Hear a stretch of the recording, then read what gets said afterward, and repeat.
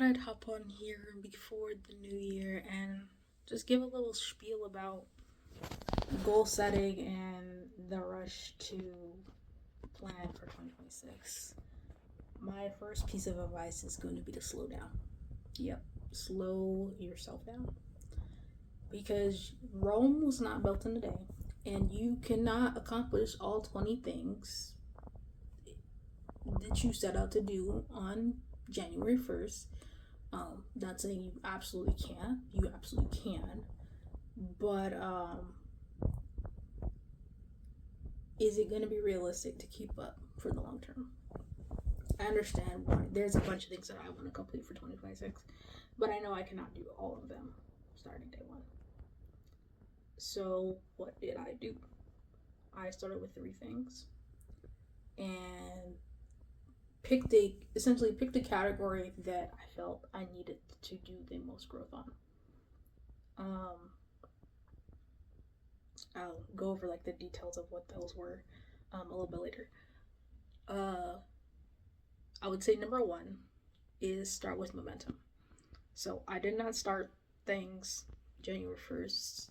You know the saying or whatever, the statistics of the goals that you start on January 1st, you're more than likely to fall off with them like by the end of the first quarter. So by the end of March, going into April. I did not want that to be the case for me, so I started as soon as I got the motivation to do so. Now, I don't know if it's because I'm watching Scandal for the first time and I'm getting this Olivia Pope vibe on just determination to get everything done, but like I've planned so much already. And as much as I have planned, I know I cannot do everything day one. I'm very aware of that.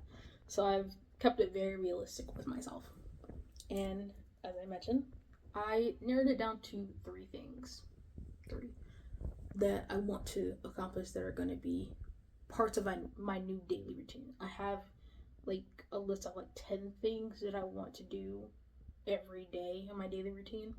But these are the 3 that no matter what, I want to be able to make sure that I do them. Number 1 is pray/Bible study. So I joined a prayer group early in 2025, and basically they just send you like scripture to like reflect on for the day. Initially it was just in the daytime, and then like I think for the past like 4 months or so it's been morning and evening. So I pray at least twice a day. But I don't think I can honestly say that I've fully read the like Bible cover to cover.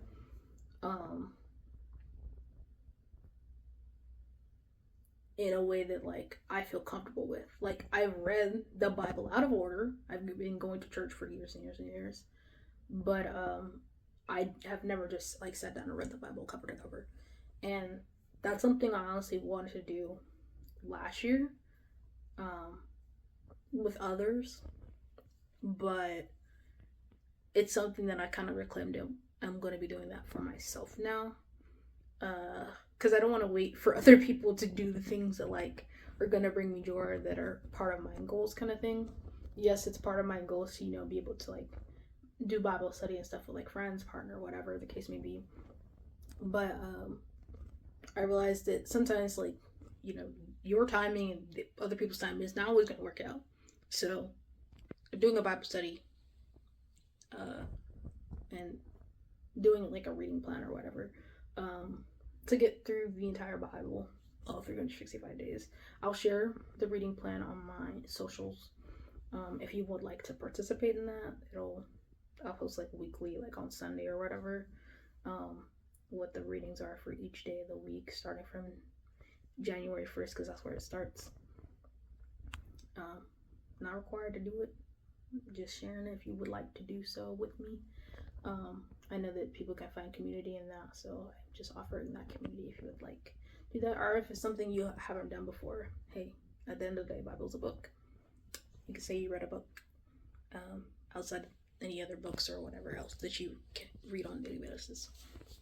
The second thing I can actually show you. This is the one I got. It's really, really pretty. I literally knocked myself in the face.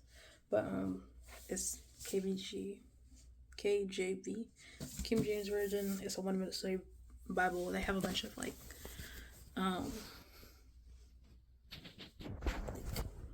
they basically dumbed it down for me. And it's pretty and it's purple, so you'll see a common theme with the things that I've gotten for the accomplishing these goals. And I'll talk about that like toward the end.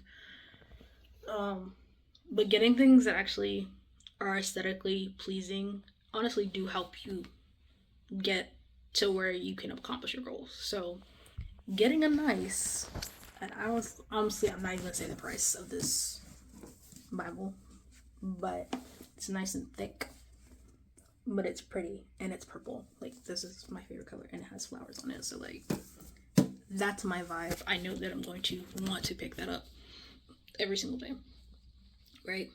The second thing I'm doing is working out / walking 10,000 steps a day. Now, 10,000 steps for little old me, 5'2.5", is about 4.25 miles. Now, I've been in the gym 2 days already. I started like 3 days before New Year's. 2 hours. I can do 2 miles in 1 hour, just under 1 hour. I personally don't want to be in the gym for 2 hours, and at least not 2 hours at a time for sure. I get tired. I like working out early in the morning, so I haven't eaten or anything like that. 1 hour is my limit. I don't like to be in the gym that long. I like to do other things because I have a lot planned for 2026. I don't have time to be in the gym that long. So, my compromise, even though I do eventually want to get to the point where I do get 10,000 steps a day, as of right now, my compromise is to do 2 miles a day on the tread and then do my calisthenics / Pilates workout. So I do those in combination, so I'm getting my cardio and then whatever other, like, I guess functional areas that I'm working out for the program or the plan that I'm on. I wake up, I get to feel good. That's like the first big thing I get to tackle. And then I have energy and happiness, good old dopamine for the rest of the day. The last thing that I decided to do for myself for 2026 is journal. And I have not journaled. I haven't had a diary in years. I've never like consistently journaled before. So this is something that like definitely is going to take getting used to for me, because I'm not used to writing down my feelings anymore. There was a point in time, stuff happened, long story, don't want to get into it. But I haven't like felt comfortable like writing down my feelings. So this is a really big undertaking for me to not just do it, but do it for every day in the new year. Oh gosh. Right? So it'd be one thing to just start off January 1st and just start journaling. I said it that I want to do 10 to 15 minutes of journaling. I have prompts that I came up with for me to journal every day for the entire year, so I'll share those as well on my socials if you want to join in journaling with me. Again, creates community. If you would like that, it's available. It's gonna be free, not charging anything for that, but definitely gonna be helpful for sure. One of the things I felt like was going to be really important going into 2026 is that I made sure that I addressed what I was unhappy with in 2025. Whether it's like my own happiness, where I felt like I fell short, where I felt like I fell short for others, my partner, friends, family, whatever the case may be. Things I just didn't like. I felt like it was really important to reflect on those things. And granted, I've reflected on those things in my head, but I haven't reflected on them and verbalized that out on paper. And it's interesting that when you put something down on paper, especially your reflections, how much you see common themes. So I came across this IG post by the person's name on IG is called the Simply Well official, and I'll share a link in the description for the specific post. I think I can do that. Of what I used, and I honestly used those questions, and I believe the title of the slide is, or the carousel is like, before you step into 2026, like reflect on these questions. It's like 21 questions, but I needed to see that post. I'll tell you that for one. And the reason I needed to see that post is because I needed to actually verbalize where I wasn't happy and what I didn't accomplish, or what I did accomplish in 2025. I felt like it was going to be one, disingenuous to me journaling come 2026, not knowing where to start, but outside of like journal prompts, but also understanding like how I've been feeling, or what feelings I'm leaving 2025 with, and then going into 2026 with. I felt it was really, really important to address those things. So in my addressing of those things, I realized that there are so many common themes of like, if I was like, for example, I was unhappy and it was like, it circled back to the same thing in different questions, completely different questions.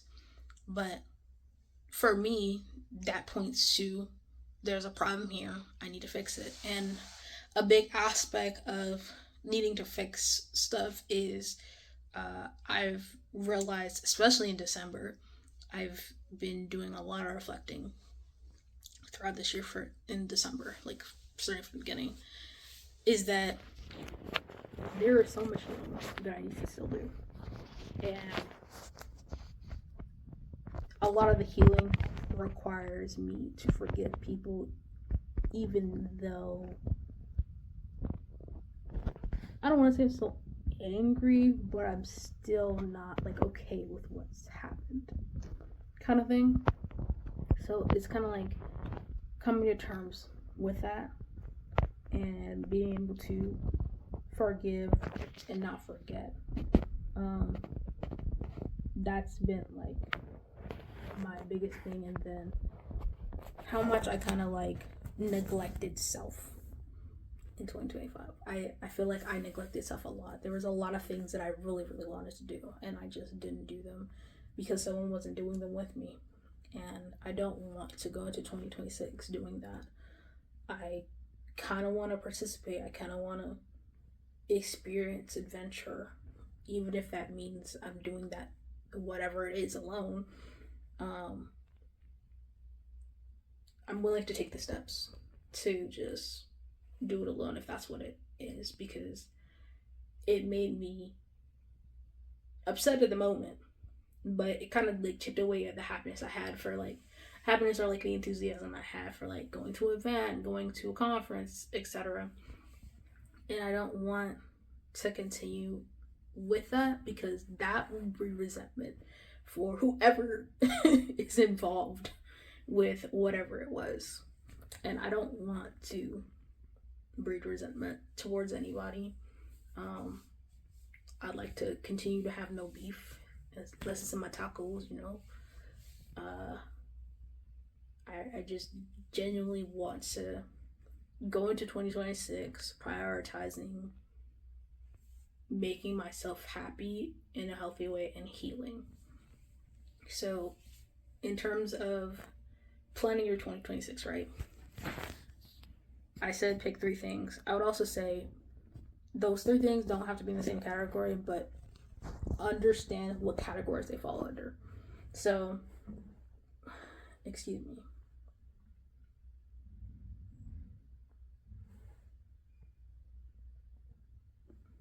I don't know what's going on. I would say prioritize making sure that those categories are sorted. If it's lifestyle, if it's relationship, if it's family, if it's self, make sure that you distinguish what you're focusing on. For me, I am focusing on self and the things that I am essentially putting out into the world. I have 2 businesses. I just finished a chapter of an anthology, so I have a book.